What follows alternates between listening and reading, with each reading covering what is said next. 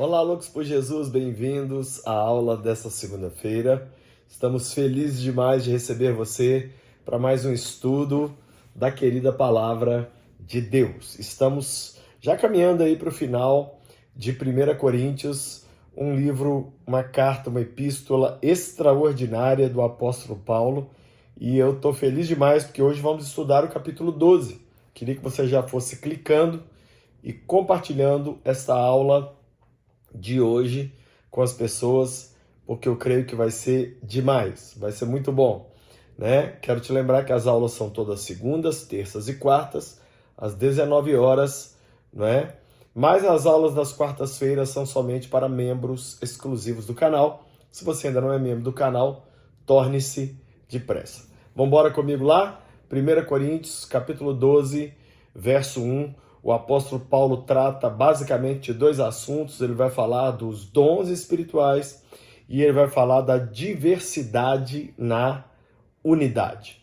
Então vamos começar. Verso 1. Irmãos, quanto aos dons espirituais, não quero que vocês sejam ignorantes. Vocês sabem que quando eram pagãos, de uma forma ou de outra, eram fortemente atraídos e levados para ídolos mudos. Por isso eu afirmo que ninguém que fala pelo Espírito de Deus diz, Jesus seja amaldiçoado. E ninguém pode dizer, Jesus é o Senhor, a não ser pelo Espírito Santo. Paulo começa, nesses 3 versos iniciais, mostrando a diferença entre a pessoa que tem o dom do Espírito e pertence ao Espírito, e a pessoa que tem um dom lá, mas que não é do Espírito Santo. Então ele começa dizendo, eu não quero que vocês sejam ignorantes sobre os dons espirituais. O que é ignorar? É não saber, né? E aí ele fala o seguinte, no passado vocês adoravam os ídolos, mas hoje uma regra que eu dou para vocês é a seguinte, se alguém disser Jesus seja amaldiçoado, essa pessoa não está falando em nome de Deus. Esses dons aí não são de Deus. Mas se a pessoa disser Jesus é o Senhor, essa pessoa está operando debaixo da direção do Espírito Santo. Ele dá essa dica para os coríntios identificarem a fonte do dom. Verso 4. Há diferentes tipos de dons, mas o Espírito é o mesmo. Há diferentes tipos de ministérios, mas o Senhor é o mesmo. E há diferentes formas de atuação, mas é o mesmo Deus quem efetua tudo em todos. Então Paulo está dizendo o seguinte, as manifestações do Espírito são muitas, os frutos do Espírito são muitas, as ministrações e as atuações do Espírito Santo são muitas, mas tudo vem do Espírito Santo. Tudo vem do Espírito Santo. Esse verso ele é importantíssimo. Temos que entender que Deus não vai agir idêntico na vida de todo mundo. Em um ele vai agir de uma forma, de um dom, com outro ele vai agir de outra forma, com outro dom, mas tudo vem do Espírito de Deus. Verso 7. A cada um, porém, é dada a manifestação do Espírito, visando ao bem comum. O que significa isso? Deus dá o seu dom para que todos sejam edificados. É o bem comum. Pelo Espírito, a um é dada a palavra de sabedoria. Então, o primeiro dom do Espírito é a palavra de sabedoria. O que é a palavra de sabedoria? É um insight profundo sobre algo que você não tinha uma resposta. Então, vem literalmente uma resposta do céu sobre algo que você ou alguém está vivendo. Segundo dom, há outro pelo Espírito a palavra de conhecimento.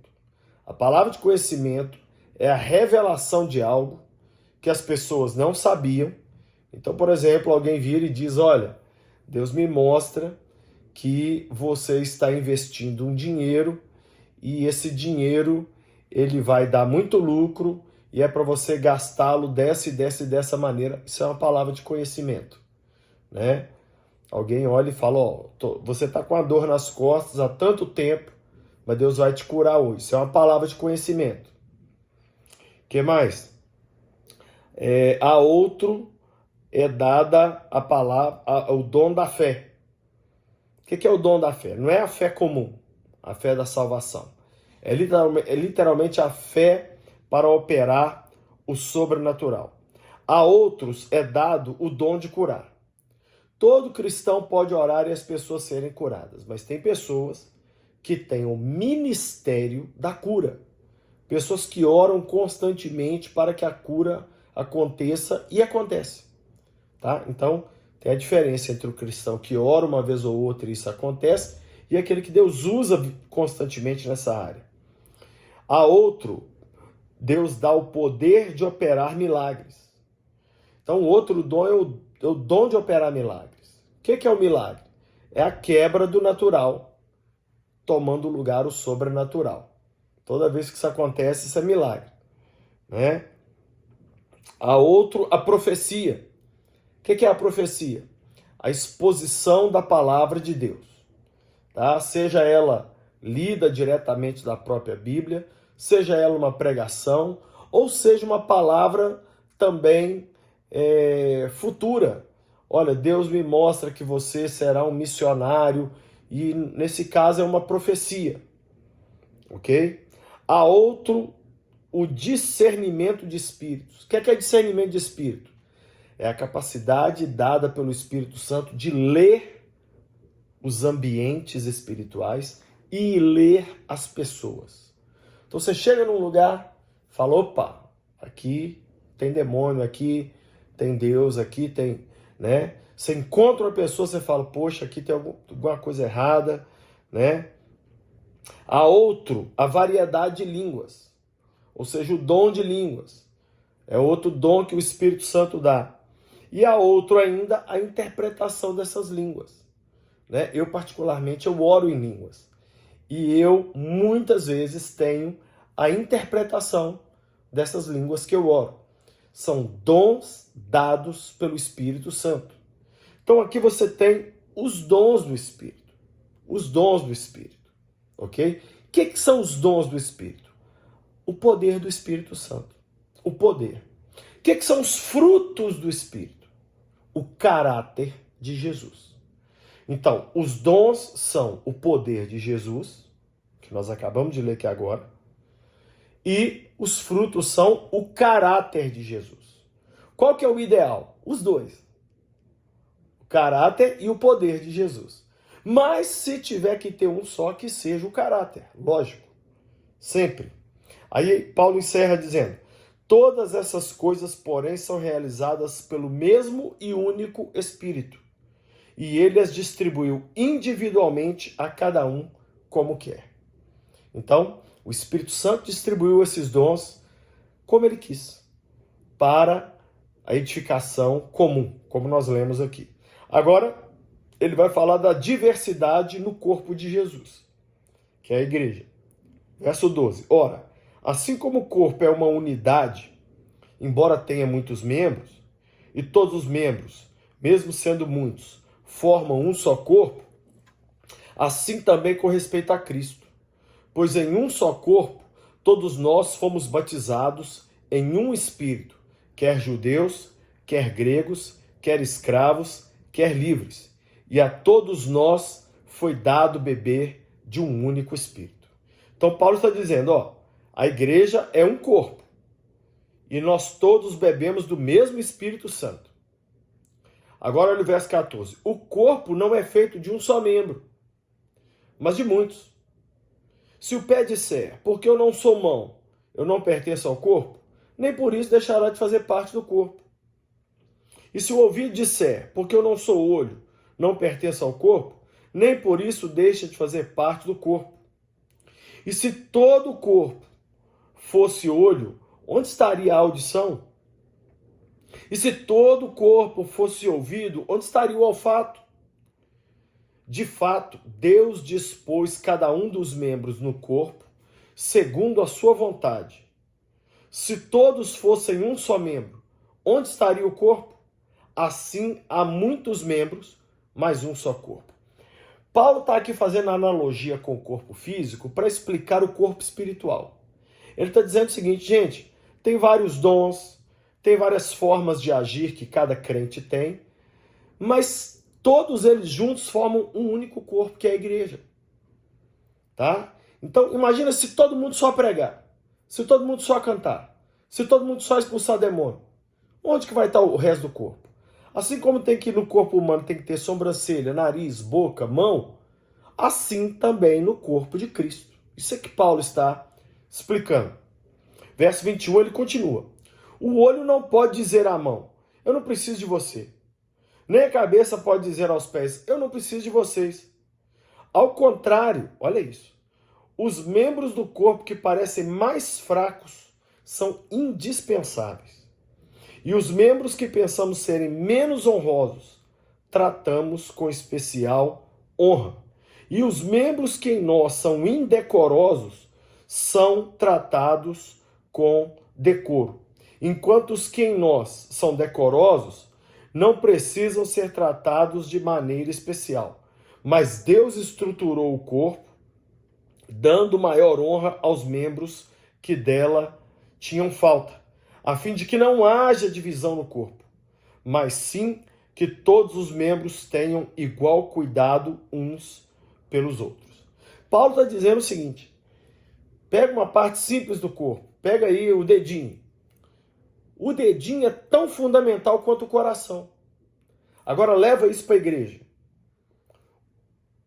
Aquele irmão que fica lá fora no estacionamento cuidando dos carros, ele é tão fundamental quanto o pastor lá no púlpito pregando. É isso que Paulo está dizendo ao fazer essa comparação entre o corpo de Cristo e entre o corpo humano. Agora, olha o que ele diz que legal, verso 26. Quando um membro sofre, todos os outros sofrem com ele. E quando um membro é honrado, todos os outros se alegram com ele. O que significa isso? Se somos um só corpo, não tem como eu separar a cabeça do pé. Se eu tomar uma martelada no pé, a cabeça vai sentir. Mas se eu colocar uma pantufa gostosa no meu pé, a cabeça também vai curtir. Da mesma forma no corpo de Cristo. Não existe meu ministério, meu nome, meu departamento. Não. Somos um corpo. Um corpo. É isso que Paulo está dizendo. Ora, verso 27. Ora, vocês são o corpo de Cristo e cada um de vocês individualmente é membro desse corpo.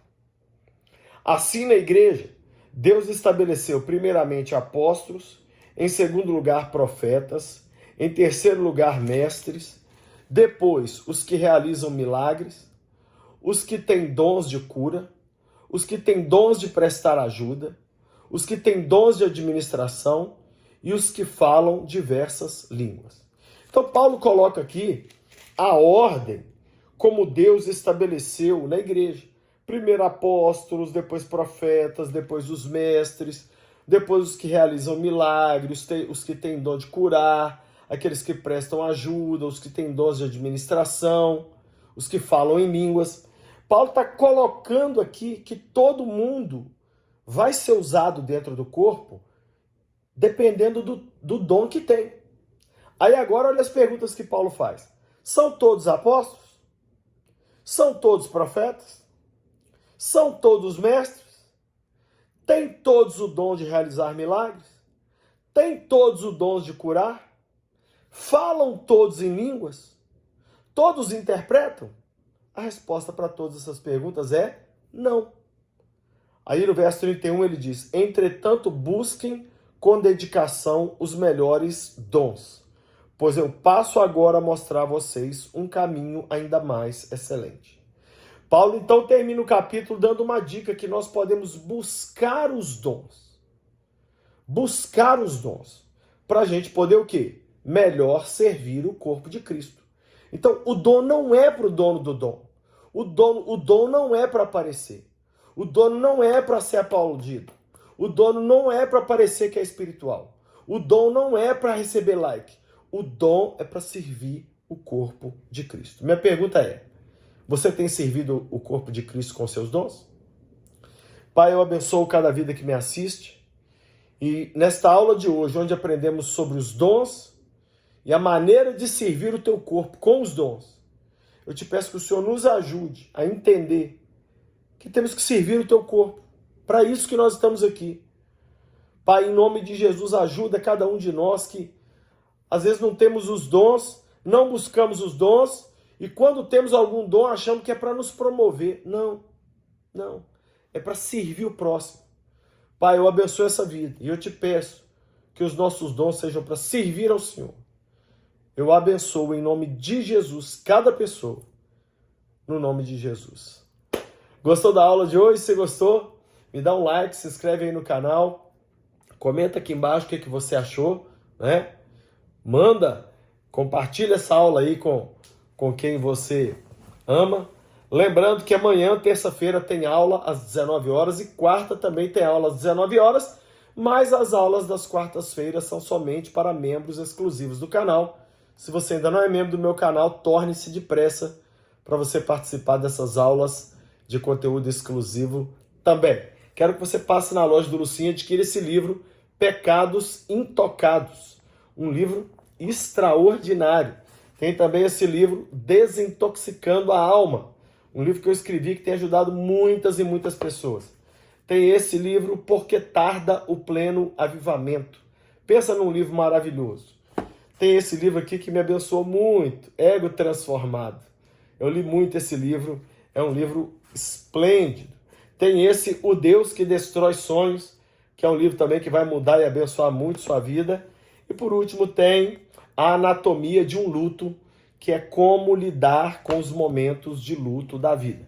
Todos esses livros estão na loja do lucinho.com.br. Lá também tem muitas e muitas bíblias, muitas camisetas, vestidos, pulseirinhas. E nas compras acima de R$170 na loja do Lucinho, o frete é grátis para todo o Brasil. Também quero, por último, te convidar a vir comigo, com a minha família, para Israel. Temos 2 caravanas em 2024, uma em março, onde iremos para Dubai e Israel, e outra em outubro, onde iremos exclusivamente para Israel. Acesse o site viagemcomlucinho.com.br, se inscreva lá, veja o roteiro, veja lá a forma de pagamento a perder de vista e venha conosco para a viagem mais incrível que você já viveu. Vejo vocês amanhã, terça-feira, na aula. Que Deus abençoe e seja loucos por Jesus.